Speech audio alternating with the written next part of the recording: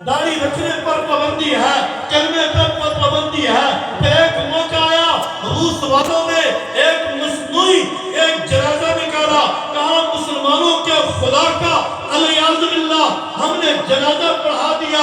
अपने इलाके से मोबाइल लेकर गए और कहा मुसलमानों के खुदा का हमने अल्लाह क्या कर दिया, जनाजा पढ़ा दिया। 70 साल तक रूस के अंदर कोई भी खुदा का नाम जाहिर तौर पे ले नहीं सकता था। 70 साल के बाद एक इनकलाब आता है। वो माए जिन्होंने अपनी गोदों में बच्चों को पाला, उन माओं की गोदों में बच्चे कुरान के हाफिज निकलते हैं। वहाँ के जो नौजवान थे, वहाँ रूस वालों ने कुरान मजीद को जला दिया। उन्होंने कहा कुरान मजीद के नुस्खे तो जलाए हैं, इन सीनों से कुरान मजीद कैसे निकालोगे? मस्जिदों को तो जला दिया, इन घरों को तुम कैसे जलाओगे?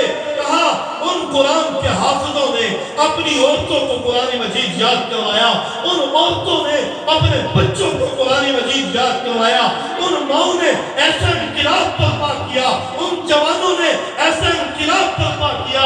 70 साल के बाद जब पाबंदी खत्म होती है, हर घर से कुरान का हाफिज उनसे में देख ले। मस्जिद कुर्तुबा है, मस्जिद कुर्तुबा ये ऐसी मस्जिद है, अफ्रीका, यूरोप, एशिया से, वहां से, यहाँ से कुरान पढ़ने वाले, हदीस पढ़ने वाले तालिब इल्म वहां आके कुरान मजीद पढ़ते थे। जब इनकलाब आया, उन्होंने मस्जिद कुर्तुबा में घोड़ों को बांध दिया और बाद मस्जिदों को गिरदों में तब्दील कर दिया। वो अंदलस जहां 800 साल तक मुसलमानों ने हुकूमत की, लेकिन एक वक्त आया अल्लाह ने वहां पर भी यही मस्जिद का मुल्ला, ये कुरान मजीद पढ़ने वाला, ये मदरसे में दीन सीखने वाला वहां पे नजर आता है। 800 साल हिंदुस्तान में मुसलमानों ने हुकूमत की। अंग्रेज साम्राज्य जब हिंदुस्तान में दाखिल होता है, जिसकी हुकूमत जहां सूरज निकलता था और उसकी इतनी अंग्रेज साम्राज्य की हुकूमत बरतानिया वालों की 200 साल तक इन्होंने हुकूमत की पूरी दुनिया पर, उनकी हुकूमत खत्म नहीं होती थी, सूरज डूब जाता। इतने बड़े इलाके पे हुकूमत की। अब मौलाना कासिम ननौतवी रहमतुल्लाह अलैह ने देखा, अब अगर हमारे घर तबाह हो जाए, हमारी फैक्ट्रियां तबाह हो जाए, हमारे कारखाने तबाह हो जाए, तो माया इनका इजारा है। अगर मुसलमानों से इन अंग्रेजों ने कलमा छीन लिया, नमाज छीन ली, कुरान मजीद छीन लिया, तो माया इसकी वापसी नामुमकिन है। उन्होंने दारुल उलूम देवबंद की बुनियाद रखी। उसी मदरसे में एक उस्ताद मुल्ला महमूद, जिसका नाम है, शागिर्द का नाम महमूदुल हसन है, उस मदरसे से शेखुल हिंद महमूदुल हसन निकलता हुआ पर हमें नजर आता है, जिसे लोग शेखुल हिंद कहते हैं। मौलाना रशीद गंगोई रहमतुल्लाह अलैह नजर आते हैं।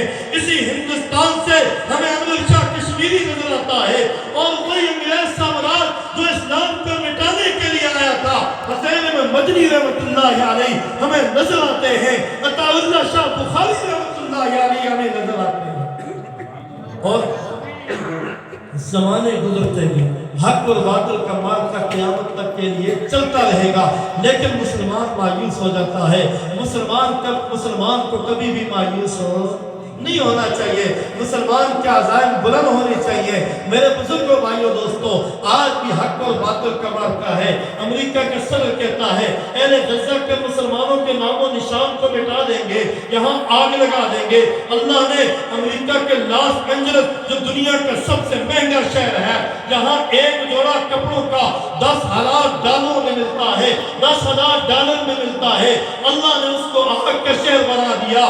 दुनिया के सबसे अमीर लोग जो थे, अल्लाह ने अपनी खुदाई दिखाई, अपनी कुदरत दिखाई, अपना कुन फयकुन दिखाकर उनको नेस्तो नाबूद कर दिया, और उनकी अकड़ को अल्लाह ने खत्म कर दिया।